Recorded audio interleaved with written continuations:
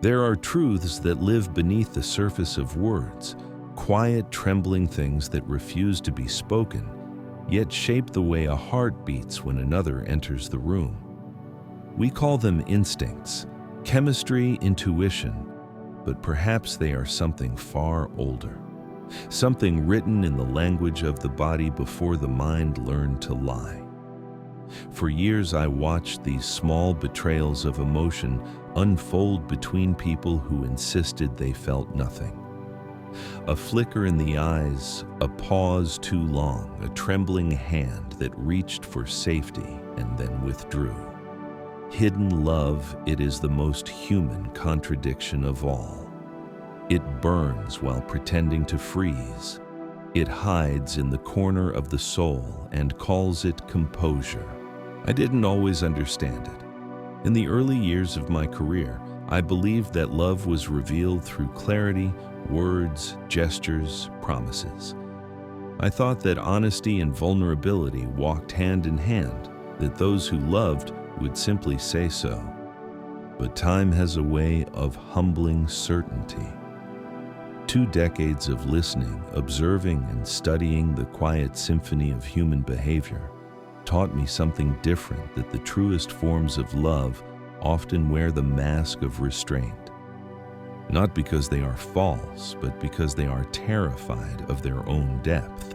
When a man falls in love truly helplessly beyond reason, something ancient awakens within him. The nervous system flares like a warning light. His thoughts grow restless, his gestures guarded. He becomes both protector and prisoner of his own affection. And yet, no matter how carefully he hides it, his body speaks the truth, his voice cannot. There's a language beneath language, one of glances, micro-expressions, the choreography of silence. Most people never learn to see it, but once you do, it becomes impossible to unsee. I remember the first time I noticed it, a couple sitting across from me during a session. She believed he no longer cared. He insisted he didn't love her. Yet while he spoke, his hand hovered just inches from hers, trembling slightly, resisting its own impulse. Every few seconds, his eyes sought her face, then darted away as if burned by light. His words were denial. His nervous system was confession. That day, I realized something profound: the body cannot lie when love is real. You can observe it in the smallest details, the way his gaze lingers when you're not looking, how he seems to memorize you without meaning to. Love in hiding is obsessive but tender. It feeds on proximity, on the illusion of indifference. He will laugh with others but watch you in the periphery, as if every gesture of yours were a note in a melody only he can hear. If you turn suddenly, you'll catch that flash of surprise, the guilty retreat of eyes that have been staring too long. There's a reason for this, and it lies not in culture or upbringing, but in the architecture of the male brain. From the moment boys are taught that vulnerability equals weakness, they begin to armor themselves with distance. But when real love strikes, it shatters logic. The amygdala. The emotional command center lights up like a storm. The hippocampus records every detail, storing fragments of you like sacred relics: the way you stir your coffee, the rhythm of your laughter, the color of your voice when you say his name. He may try to forget, but biology betrays him. Love for men often begins as fear. Fear of exposure, fear of surrender, fear that if they let you see how much you matter, something inside them will collapse: the walls, the control, the illusion of independence. And yet, despite every attempt to suppress it, the signs slip through like light through cracks. They surface in reflexes, in the subtle positioning of his body when you're near. Without thinking, he stands where he can shield you from. The street speaks up when someone interrupts you, watches over you as though his pulse depends on your safety. It's easy to miss these gestures because they seem ordinary, polite, considerate, nothing more. But beneath them lies instinct, a silent vow of protection that even he doesn't fully understand. He will deny it even to himself. But the limbic system doesn't need permission to love. It simply does. Hidden love is not quiet because it lacks passion. It is quiet because it fears that passion will destroy what little safety it has left. For many men, affection becomes a battlefield between impulse and self-preservation, an internal war where one part of the soul aches to move closer while another warns, don't risk it, don't be seen. This tension creates the paradox that defines them, the man who appears distant, even indifferent, but whose every breath betrays an ache he cannot name. You will know it when you feel it. There is a gravity in the air, a magnetic pull that doesn't require words. It lives in the pauses, in the space between conversations, in the silence that seems to speak louder than any confession could. The male psyche, when in love but guarded, performs a kind of reverse dance. He mirrors you without meaning to, then abruptly breaks the rhythm as though afraid you might notice the synchronicity. It's the unconscious choreography of resistance. I once watched a man do this with the woman he adored. Every time she crossed her legs, he shifted in his chair moments later. When she leaned forward, so did he, until he caught himself and pulled back as if retreating from the truth his body had already told. His mind fought what his mirror neurons had already surrendered to. And after she left, he sat there visibly drained, unaware that love had just exhausted him, not through expression, but through suppression. This pattern fascinates me because it reveals something elemental about the human condition. We are creatures of duality. The heart longs for connection. The ego fears annihilation. A man's silence in love is not a void, it is a storm contained. Behind that restraint lives a trembling devotion, a desire to be near without losing control. He becomes hyper-aware of you, the way your voice dips, the small shifts in your mood, the subtle changes in your breathing. He remembers often without realizing it. The date you mentioned in passing, the story about your childhood, the song you once said reminded you of peace. When he acts indifferent, it is often not because he feels nothing, but because he feels too much. His nervous system becomes a battlefield of contradictions. His pulse quickens at the sight of you, yet his mind screams, "Be calm. Don't let it show." He'll joke to disguise sincerity, tease to avoid tenderness, pull away just when it feels safest to stay. But love, like light, cannot be buried forever. It leaks through in the softening of his tone, the way your name changes his voice, the way he lingers after saying goodbye. Sometimes you will see it clearest, not in his presence, but in his absence. He will disappear for days, convinced that distance will bring clarity, that separation will calm the noise inside him. Yet when he returns, even the air between you feels charged, as if he's been holding his breath the entire time. His eyes search for yours, not to confess, but to confirm that the bond still exists. And then there are the moments of unguarded truth, fleeting, fragile, impossible to manufacture. He calls you by your name softly, almost reverently, then quickly changes the subject. Or someone mentions you in conversation, and for an instant, his entire body reacts before he can compose himself. Pupils dilating, posture shifting, voice trembling on the edge of something he doesn't want to admit. These are the moments that reveal everything. Because love, when genuine, seeps into the fibers of the self. It changes the way a person inhabits their own body. It alters speech timing rhythm, a subtle synchrony that no amount of denial can erase. He may never say the words, but you will feel them.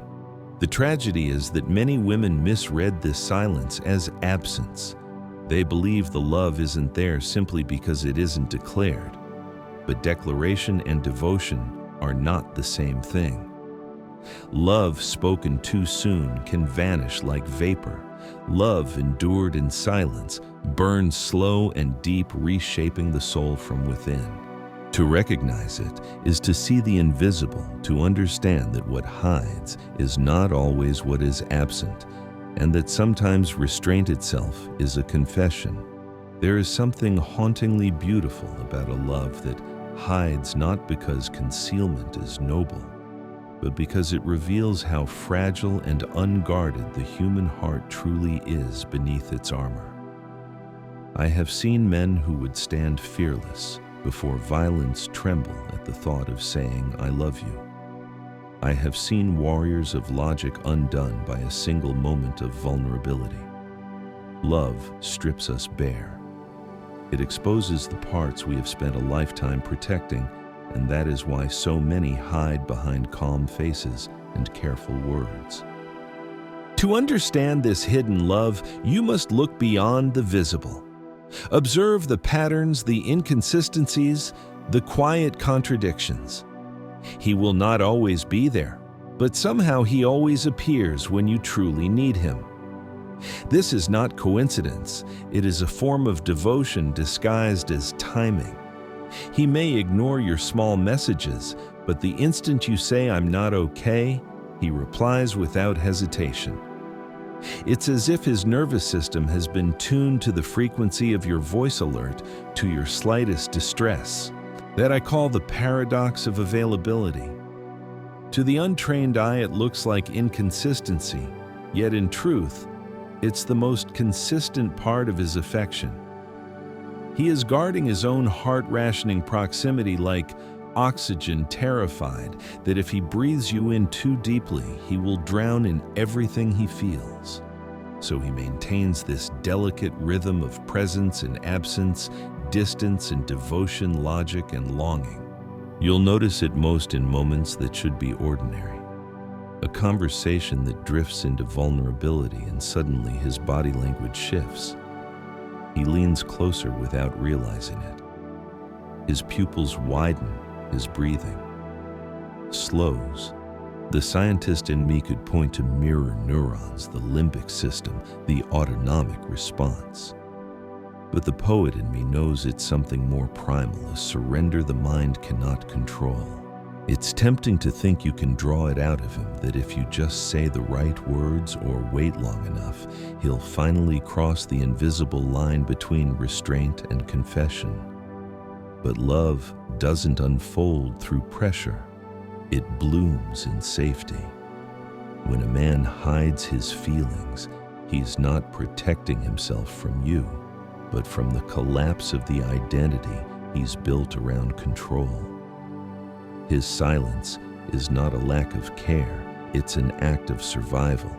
And yet beneath that survival lives the truth he feels more deeply than he dares to show. Watch how he remembers what you forget. The way he orders his coffee the way you once did without realizing why. The way he brings up the book you mentioned months ago, pretending it just came to mind. These are fragments of you that his hippocampus, that tireless archivist of memory, refuses to erase. Love turns the brain into a collector of details, the sound of your laughter, the texture of your voice, the rhythm of your footsteps in a hallway. Hidden love isn't silent because it is weak. It is silent because it has no safe place to speak. It is a language of protection, protecting you from the flood of its intensity, protecting itself from the risk of rejection, protecting the fragile world that would crumble if it were ever truly seen. And yet in this restraint, something sacred happens. The love matures, it deepens, it becomes aware of its own vulnerability. And if nurtured with patience and grace, it begins to transform from fear into courage. But that transformation cannot be forced, it must be invited. It happens in small, quiet moments, laughter shared without expectation, eye contact that lingers a second too long, silence that feels like understanding. That is when the armor begins to crack, not because you demanded honesty, but because safety finally outweighed fear. That is when love, once buried under self-control, begins to breathe. There is a moment, subtle, almost imperceptible, when hidden love begins to surface. It does not arrive with grand confessions or cinematic gestures. It comes softly like light at dawn, touching everything without announcing itself. You might notice it in the way he says your name slower, softer, as though each syllable carries the weight of something sacred. Or perhaps in the way he starts to linger near you without needing an excuse, no longer calculating every movement, no longer retreating at the first sign of closeness. The storm inside him has not vanished, but it has begun to calm. I have witnessed this many times in my work, that fragile transition between denial and acceptance. It is not a single event, but a gradual unfolding, a shedding of defense. One man told me, tears in his eyes, that he never realized how love had been speaking through him all along.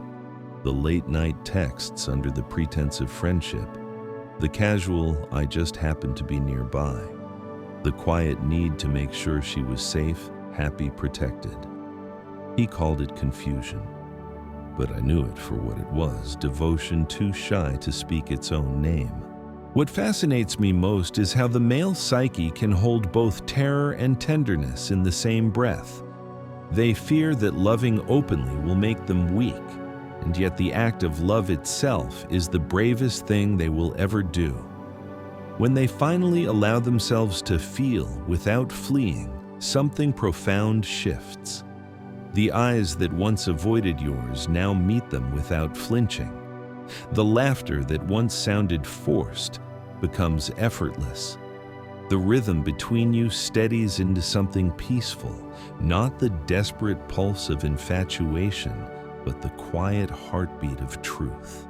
And still, not every hidden love finds its voice.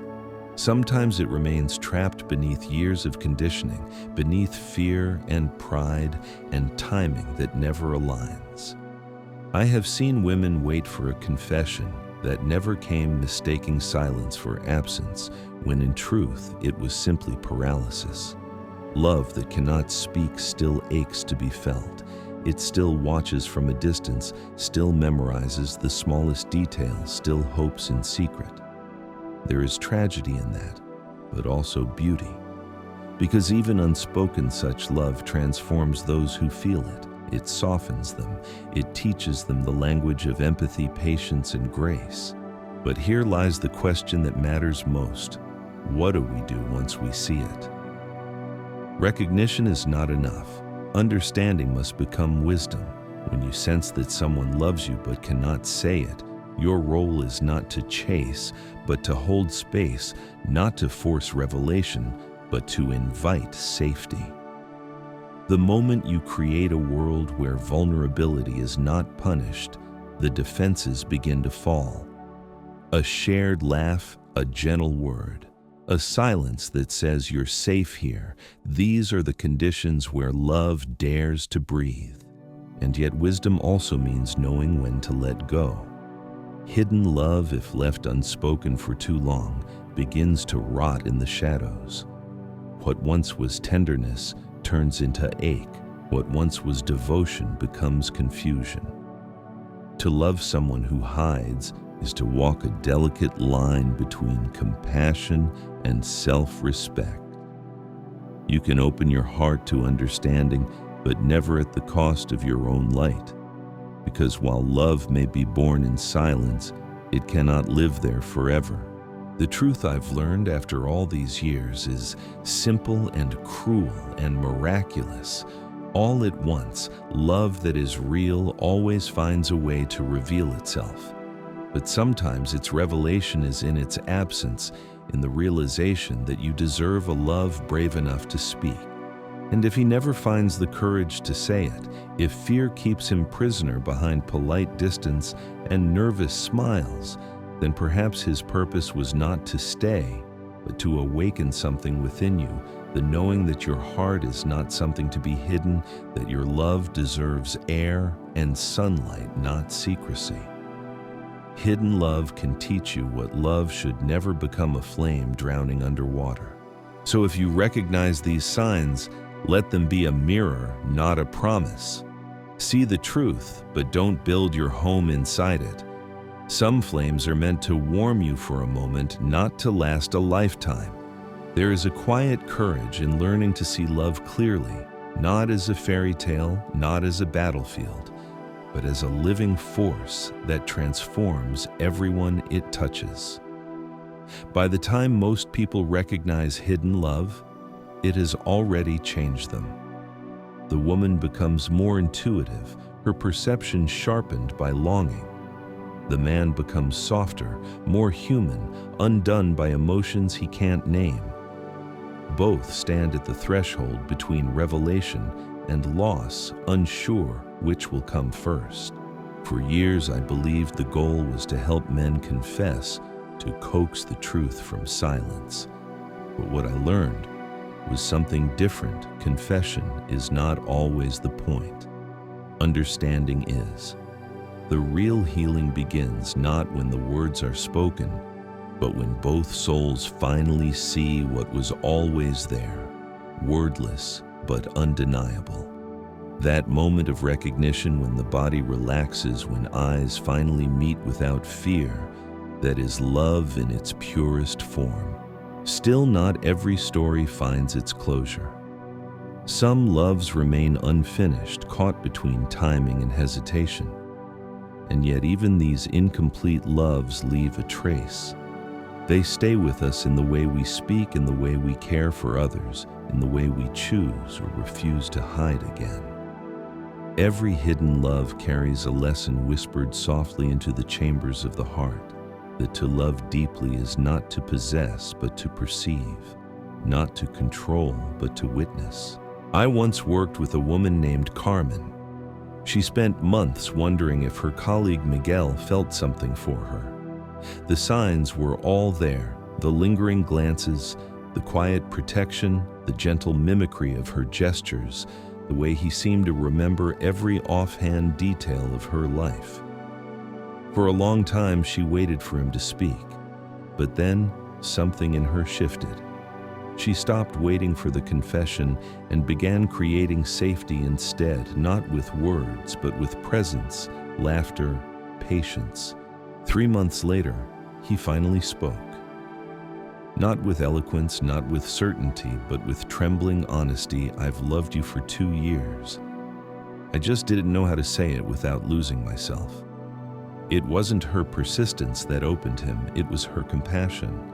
She didn't demand revelation, she became the space where revelation felt possible. That, I believe, is the true purpose of understanding hidden love. Not to decode it like a puzzle, not to chase it like prey, but to hold it with wisdom. To recognize that every guarded heart is just a wounded one learning to trust again. Some will cross the bridge into openness. Others will remain on the other side waving from a distance.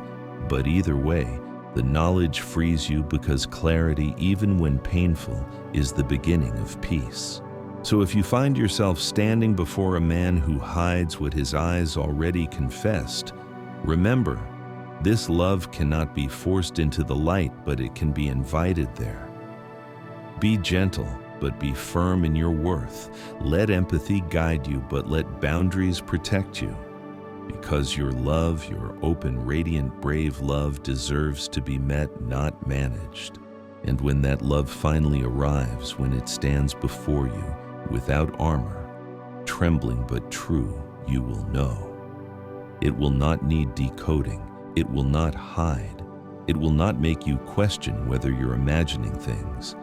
It will simply exist, like sunrise, inevitable, honest, and clear. In the end, that is what all of this comes down to: the courage to see and the courage to release. To understand that hidden love, though profound, is not the highest form of it. The highest form of love is the one that stands unafraid in daylight, that speaks its truth even when its voice shakes. So take this knowledge not as a spell to keep someone near, but as a mirror to reflect your own readiness. Because love, when lived consciously, will always teach you about yourself first. And perhaps the greatest lesson of all is this: you deserve a love that doesn't whisper through glances or hide behind silence. You deserve a love that stands beside you proud and unafraid, saying without hesitation, "I choose you here," out loud. If this reflection has resonated with you, take a moment to breathe it in. Let it settle. And if it brought clarity or comfort, please like, share, subscribe, and tell me in the comments what part spoke to your heart the most. Together, we can keep building a space where love is understood, not feared, not hidden, but honored.